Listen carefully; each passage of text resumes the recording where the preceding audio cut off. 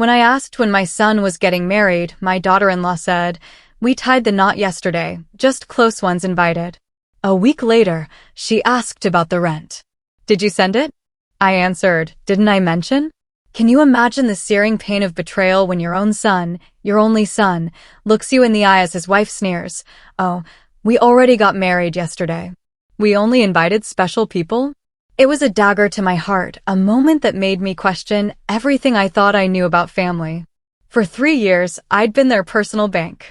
$500 in rent every single month. I bought every piece of furniture in their house, stocked their fridge when it was empty.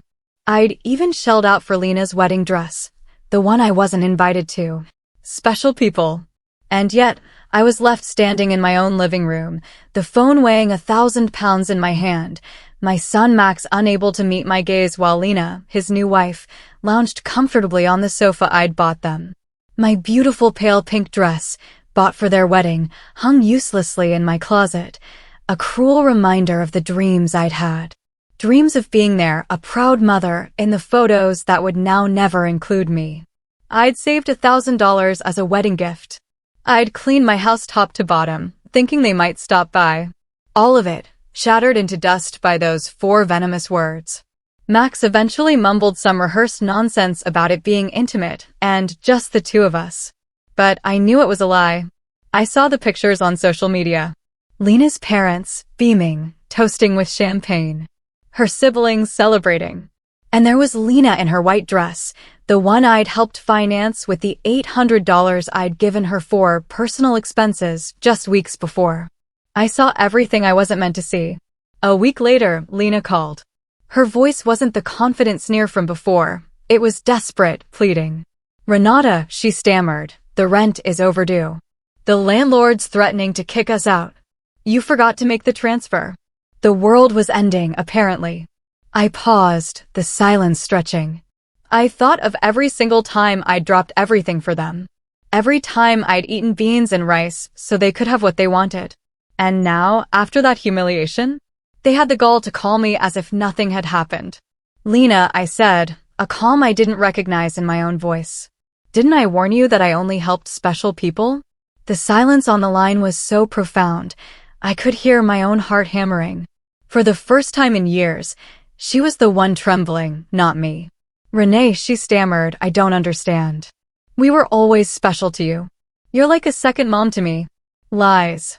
All sweet, sugary lies, the same voice she used when she needed money for the honeymoon, for the rings I'd helped finance, never knowing I'd be shut out of the ceremony. For so long, I'd walked on eggshells, measuring every word, every gift, desperately hoping for a crumb of affection from my own son. I was the silent provider, never protesting, always there, always invisible. But that phrase, "only special people," it woke something up inside me. Something fierce and long dormant. I did the math. In 3 years, between rent, food, gifts, emergencies, and whims, it was over $20,000. Money taken from my retirement, from my savings, from what my late husband left me. And for what? To be treated like a stranger on my only son's wedding day. That night I cried. Not tears of sadness, but a torrent of pure, unadulterated anger. Tears for the years of silent humiliation, for feeling like my love was a burden, my presence an inconvenience, my money the only thing that mattered. I cried for the foolish mother I'd been, the woman who had lost herself trying to be indispensable to people who considered her utterly dispensable. The next morning, something inside me had fundamentally shifted. A new hardness in my gaze, a determination I hadn't known existed. I made coffee, but this time I didn't think about calling Max.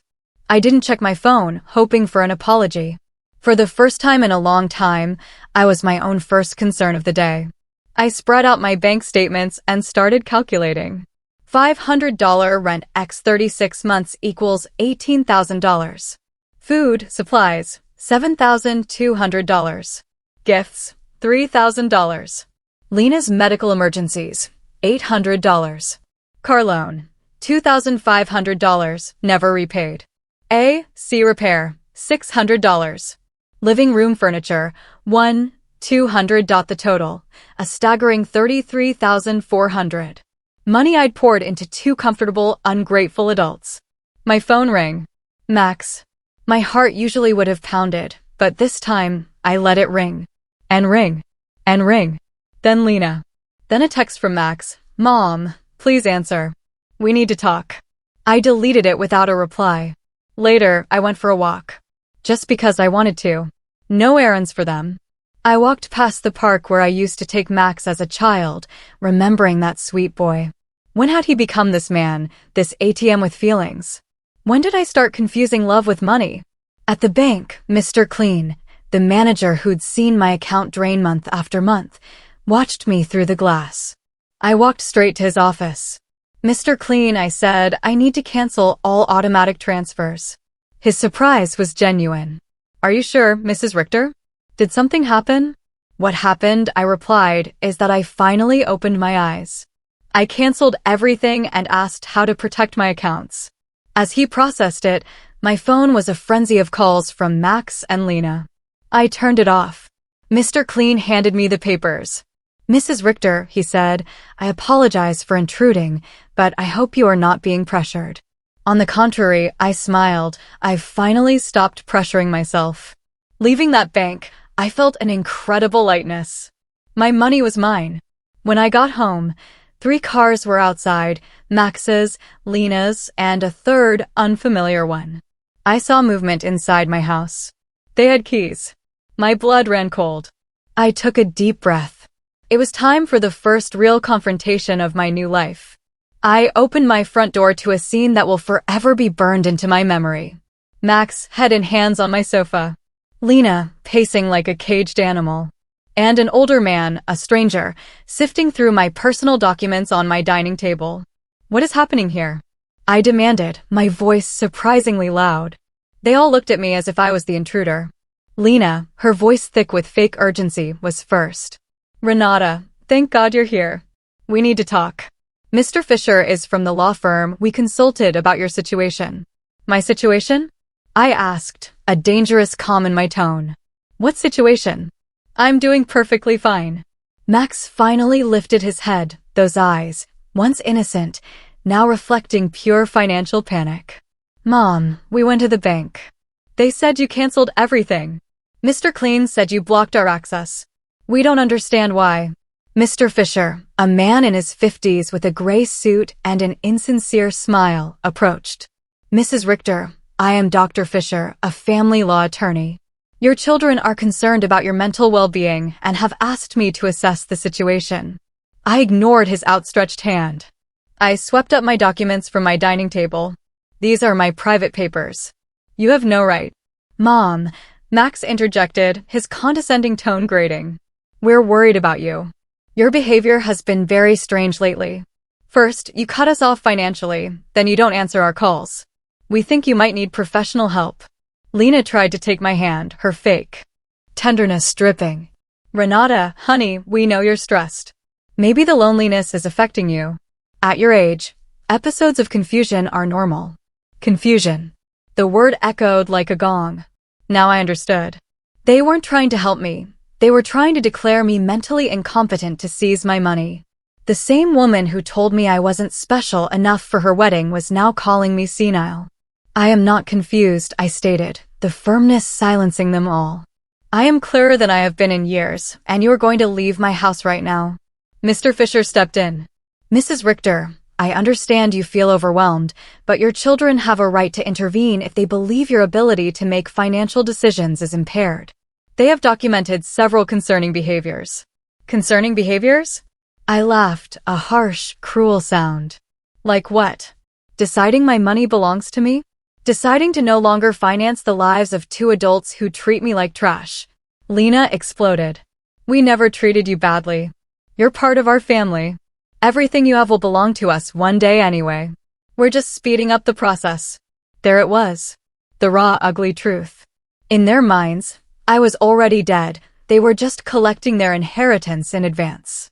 To them, I was just a problematic ATM with legs. Out! I commanded, pointing to the door. All 3 of you. Get out of my house. Max stood, his face contorted in a familiar childish rage. Mom, we can't just leave. We have obligations. The rent, the car payments, the credit card you co-signed. You can't just cut us off. I can. My voice rose, finally, in the entire conversation. Who says I can't? For years, I paid rent that wasn't even in my name. I filled a refrigerator in a house where I wasn't welcome. I financed a life that clearly had no place for me. Mr. Fisher put a folder on my table.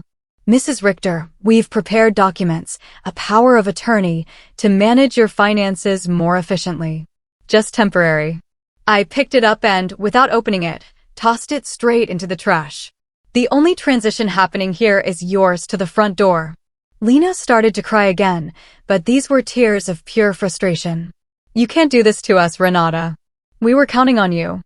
We made plans based on your support. We bought things. Obligations based on my money, I countered. Not on my well-being. Not on my happiness. Not on my company. Just on my money. And now that I've decided my money is better used in my own life, I'm suddenly a confused old woman who needs legal guardianship. Max tried to approach, but I stepped back. He wasn't the boy who ran to my arms after nightmares. He was a 35-year-old man who saw his mother as an obstacle to a comfortable, financed life. Mom, we made mistakes, he tried, in a voice meant to sound remorseful. The wedding was a misunderstanding. Lena was nervous. I was under pressure. We can fix this if you just become reasonable again. Reasonable? The word tasted like ash. Being reasonable means continuing to pay for your life while you treat me like a stranger? It means pretending it doesn't hurt to be excluded from the most important day of my only son's life. Mr. Fisher, packing his papers, warned, Mrs. Richter, this isn't over.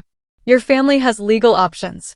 If you are indeed making irrational decisions, a judge can determine you need guardianship. His words were a punch to the gut. This was a real threat. Mr. Fisher, I said, looking him dead in the eye, I suggest you do your research. Thoroughly. Before you threaten a 71-year-old woman who has managed her finances flawlessly for 40 years, raised her son alone after her husband's death, ran a household, worked honorably until retirement, and who, until last week, financially supported two completely capable adults.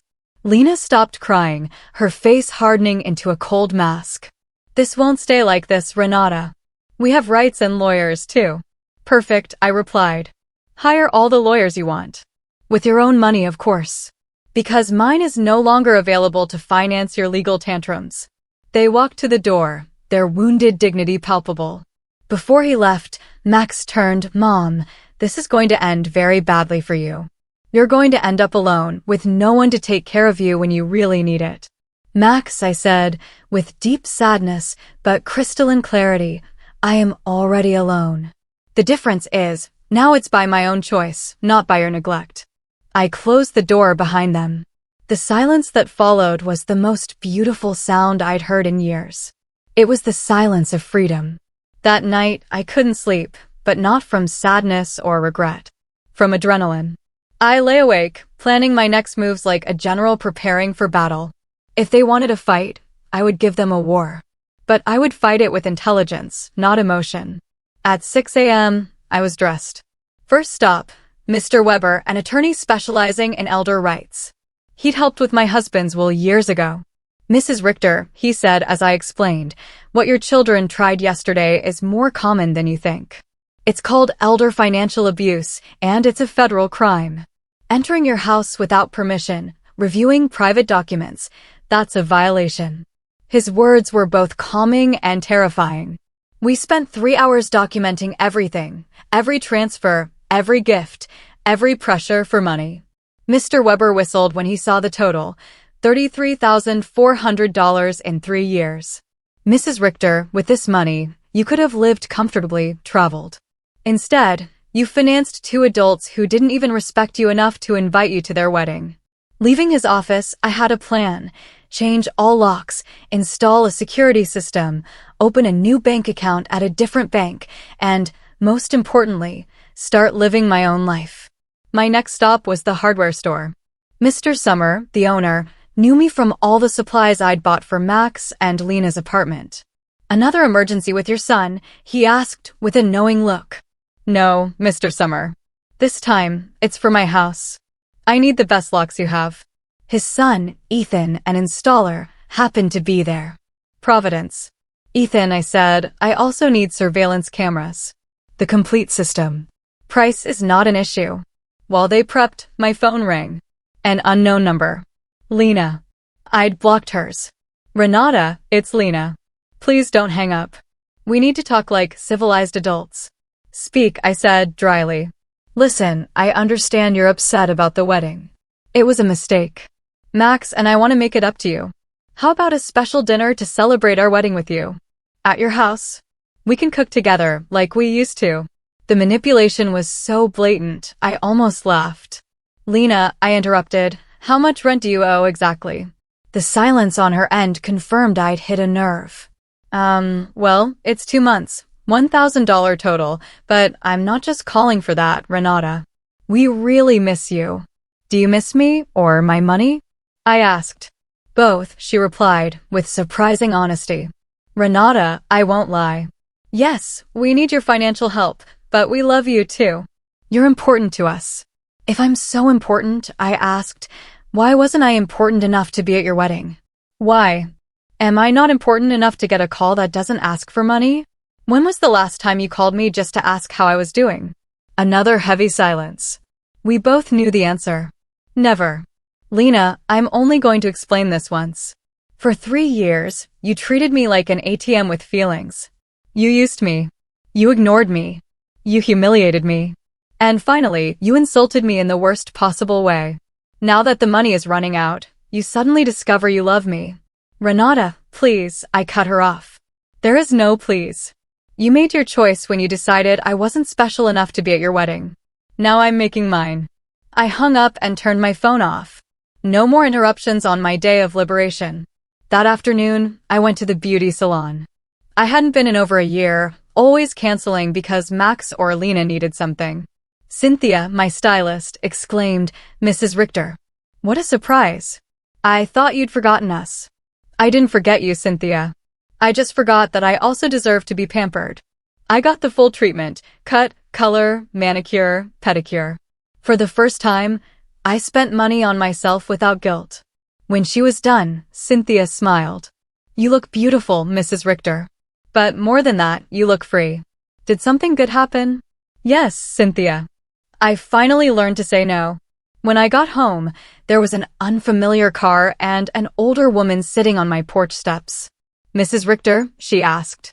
I'm Eleanor Brooks. I live next door. We've been neighbors for years, but never really talked.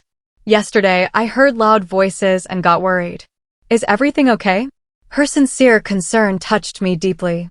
Here was a stranger showing more care than my own son. Come in, Mrs. Brooks, I said. I'll make you coffee, and I'll tell you a story you won't believe. Eleanor listened, nodding.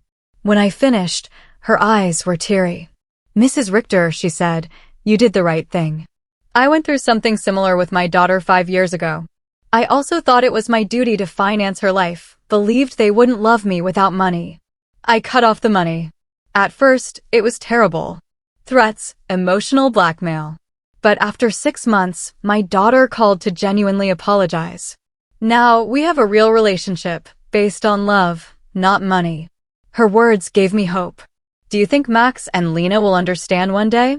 I asked. Maybe yes, maybe no, she replied honestly.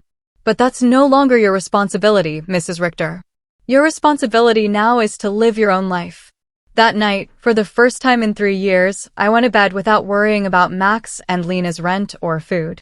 I slept better than I had in years. The next day, Ethan and Mr. Summer installed the new locks and security system. My phone rang constantly from unknown numbers. Lena still trying. I simply ignored them. This system will give you absolute peace of mind, Ethan explained. You can see who's at your house from your phone, and if someone breaks in, an alert goes straight to the police. The irony wasn't lost on me. I was installing security to protect myself from my own son. But it didn't hurt as much anymore. It was just a practical measure. While they worked, I called my sister Diana in Chicago. We'd lost touch because our conversations had become financial reports disguised as family news, always about Max and Lena's latest need.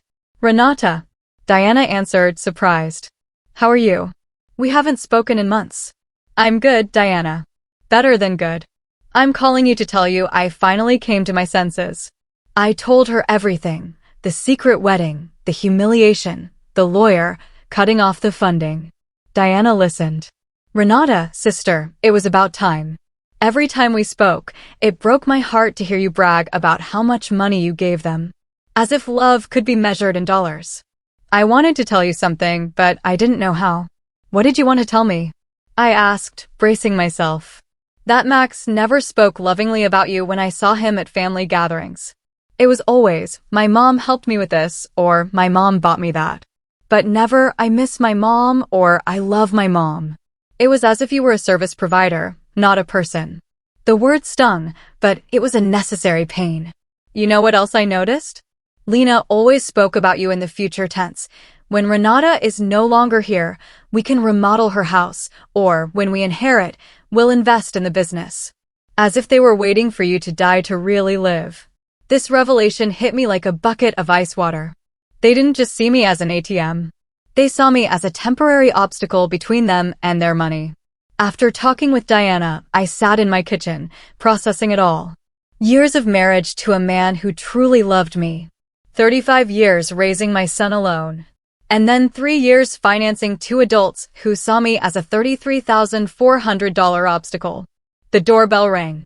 It was Eleanor, with a mug of fresh coffee. I thought you might need some company, she said. We sat in my living room, and she shared more. My daughter said the exact same thing. You're like a second mom to me. We're special to you.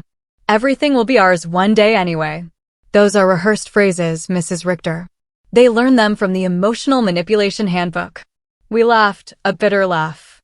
It was both funny and tragic to recognize such predictable patterns.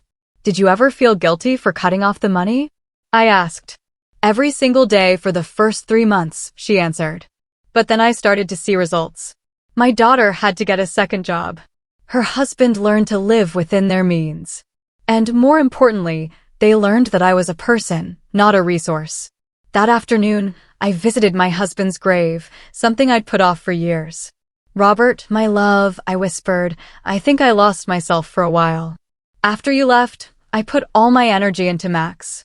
I wanted to be the best mother, thinking I could somehow make up for him growing up without a father. But I forgot to be myself. I cleaned his grave, put fresh flowers. For the first time in years, I wasn't in a hurry to get home to solve a crisis. When I did get home, there were 3 cars again. Max, Lena, and 2 others. Agitated, pointing at my house. I called Mr. Weber. Don't get out of the car, Mrs. Richter. I'll be there and I'll call the police. I requested a temporary restraining order yesterday. They are not allowed on your property. Minutes later, Mr. Weber and 2 patrol cars arrived. I watched the officers talk to them. Max gesticulating angrily. Lena crying again, but her tears meant nothing to me now.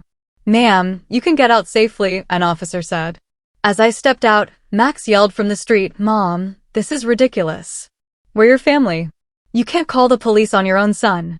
Max, I replied, with a calm that stunned even me, family doesn't threaten lawsuits for mental incompetence. Family doesn't break into people's homes.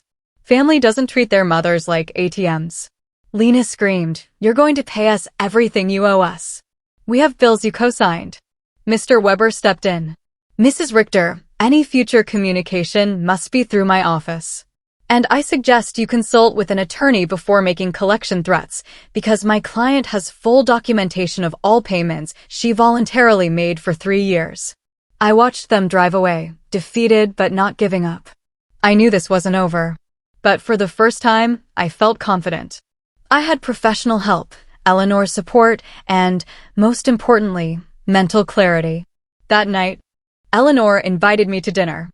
I met her daughter and saw what a healthy family relationship looked like. No financial asks, just genuine conversation and laughter. I wanted that with Max, I confessed to Eleanor later. And maybe you'll get it one day, she said. But first, he has to learn that you are a person who deserves respect, not just a source of income. I went to bed feeling hopeful. The next few days were strangely peaceful. The cameras showed Max and Lena driving past my house, sometimes parking, but never getting out. Mr. Weber had advised me to log every visit. Their persistence will work in our favor, he'd said. Every time they show up after we've told them not to approach, it strengthens our case for a permanent restraining order. On Friday morning, while I was painting, Mr. Weber arrived with a grim expression. Renata, we need to talk. Max and Lena have filed a formal lawsuit for mental incompetence in family court. They're requesting to have a legal guardian assigned to you. The words were stones. Does that mean they can take control of my money? If a judge determines you are unable to manage your affairs, yes, he could place Max as your legal guardian, giving him full control over your finances.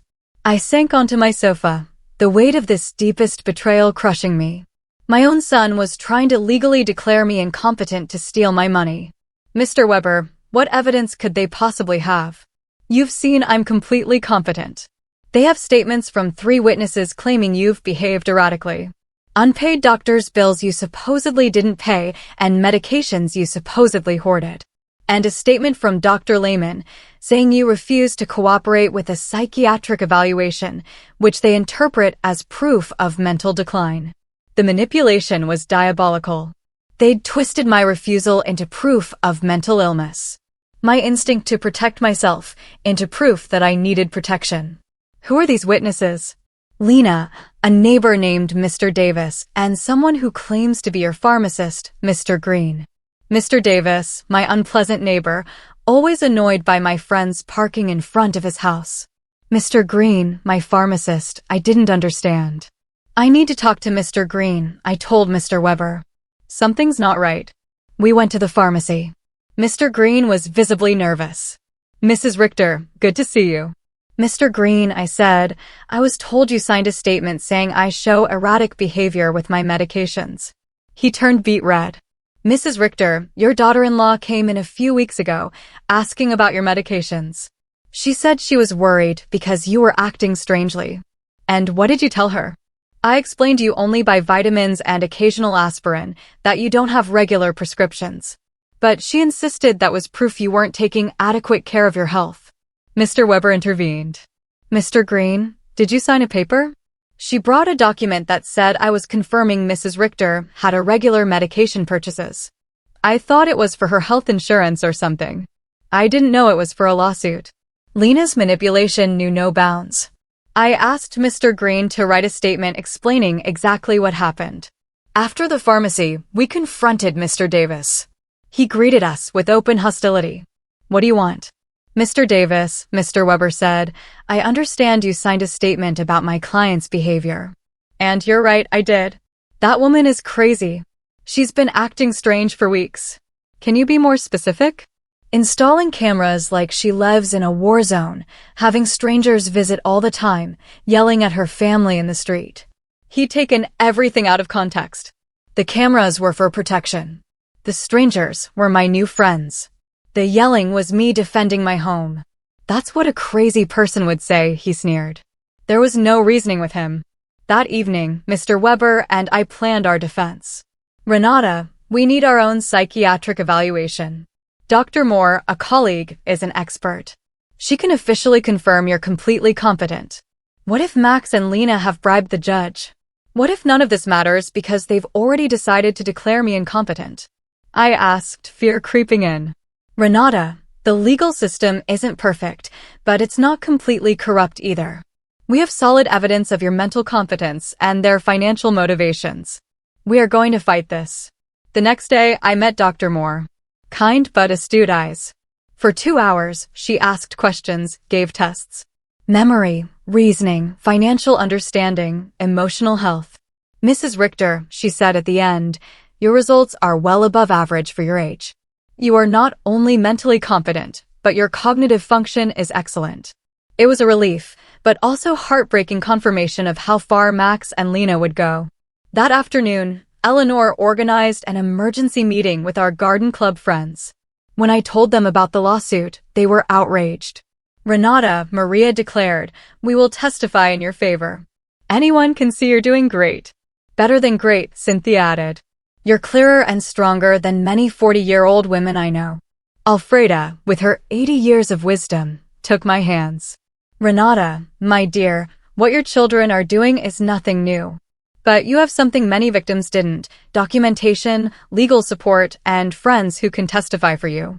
Hope bloomed. I wasn't alone. I had an army of strong women. You know what the saddest thing is? I confessed. Max and Lena are willing to destroy any future possibility of reconciliation for money. Even if I were willing to forgive everything, there's no going back from this.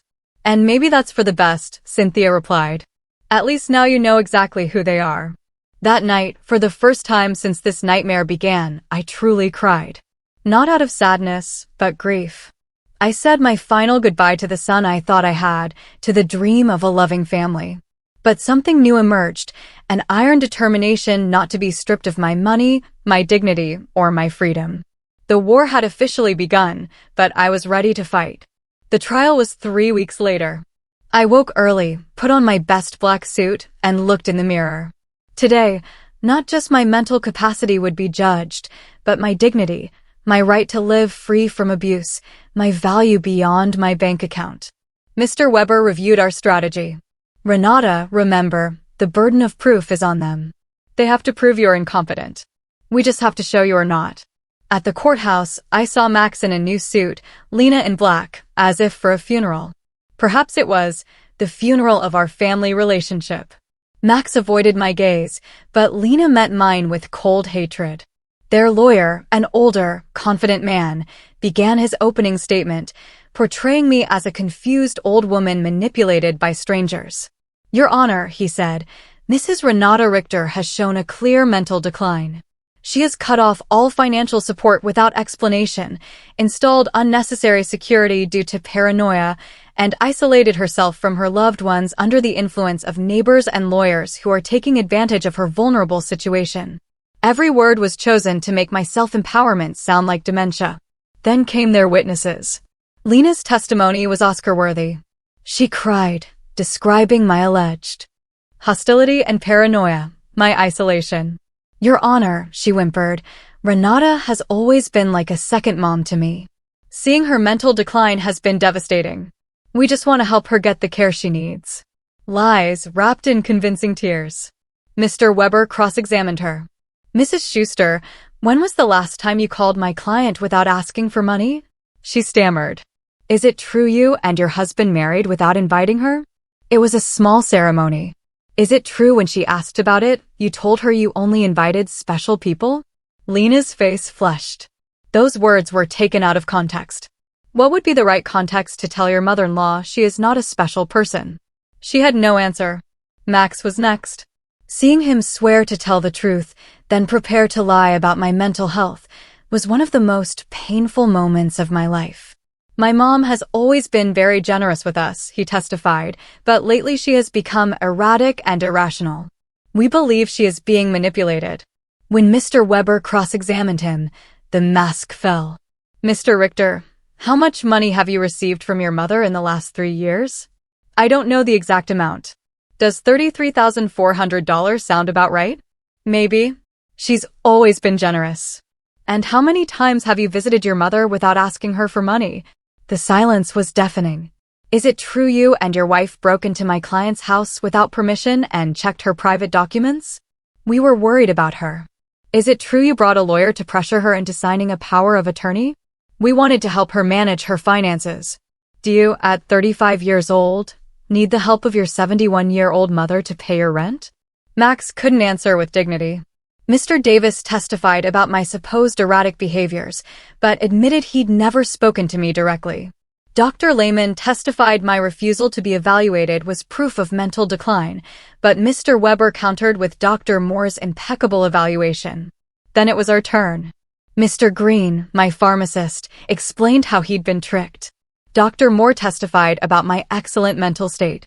Mr. Summer from the hardware store testified to my mental competence. Eleanor and my garden club friends spoke of my clarity, my newfound vitality, and my healthy social life. Finally, it was my turn. I walked to the witness stand, feeling the weight of 71 years of experience, wisdom, and strength. Mr. Weber guided me, letting me tell my whole story: the $33,400, the wedding humiliation, the emotional manipulation, the invasion of my privacy, the legal threats. Mrs. Richter, he asked, why did you decide to stop financial support for your son and daughter-in-law? Because I finally understood that what I was getting from them was not love, I replied, my voice clear and strong. It was a commercial transaction disguised as a family relationship. My money was welcome, but I, as a person, was not. Do you regret your decision? I only regret that it took me so long to make it. Max's lawyer tried to confuse me, but I answered every question with precision. When he implied my new friendships had manipulated me, I explained that for the first time in years, I had relationships based on mutual respect, not financial interest. In his closing argument, Max's lawyer painted me as a victim of manipulation. Mr. Weber's rebuttal was devastating. Your Honor, what we have seen here is not the case of an incompetent old woman, but that of a woman who has finally found the strength to free herself from years of financial and emotional abuse. The plaintiffs have presented no real medical evidence of mental incompetence. What they have presented is frustration because their source of income has decided to exercise her legal and moral right to protect her own resources. Judge Miller retired. 2 hours felt like 2 years. When he returned, his expression was serious but clear. After reviewing all the evidence, it is obvious to this court that Mrs. Renata Richter is in full possession of her mental faculties. Professional psychiatric evaluations confirm her cognitive competence. Her financial decisions, as painful as they may be for her family, are completely rational and within her rights. My heart pounded. Furthermore, the judge continued, the evidence suggests that this lawsuit is motivated by financial interest rather than by genuine concern for Mrs. Richter's well-being. The court completely denies the request for guardianship. I had won. I had not only won the lawsuit, but my freedom, my dignity, my right to live free from the abuse of those who supposedly loved me. Leaving the courthouse, I saw Max and Lena arguing with their lawyer. Lena gave me a look of pure hatred. Max looked at me one last time, and for a second, I thought I saw regret. But it was too late. That night, Eleanor hosted a celebration with all our friends. We toasted to justice, to freedom, to the sisterhood of strong women. Renata, Alfreda told me, today you didn't just win a trial, you won back your life. She was right. For the first time in years, the future was completely mine. I could travel. I could love. I could create. I could live without fear, without guilt, without manipulation. 3 months later, I sold my house and moved to a beautiful apartment near the city center. I donated half of my money to organizations that protect the elderly from family abuse. With the other half, I began to live the life I had always wanted. I traveled through Europe, took art classes, joined volunteer groups. I never heard from Max and Lena again. I heard from others that they had to move to a smaller apartment and that Lena had found a job for the first time in years. Perhaps the adversity would teach them what my generosity never could, the value of honest work and independence. Some nights, looking at the stars from my new balcony, I think about the woman I was a year ago. Fearful, manipulated, believing I had to buy love. That woman is dead. And in her place, someone has been born who has understood a fundamental truth. True love never has a price, and freedom is never too expensive. My name is Renata. I am 72 years old, and I have finally learned that the most important person I have to love and protect is myself. Now, I've shared my story, my journey through betrayal to freedom. I want to hear from you. Have you ever felt taken advantage of by family? What would you have done in my situation when they tried to declare you incompetent? Tell me your thoughts in the comments below. I really want to know what you think.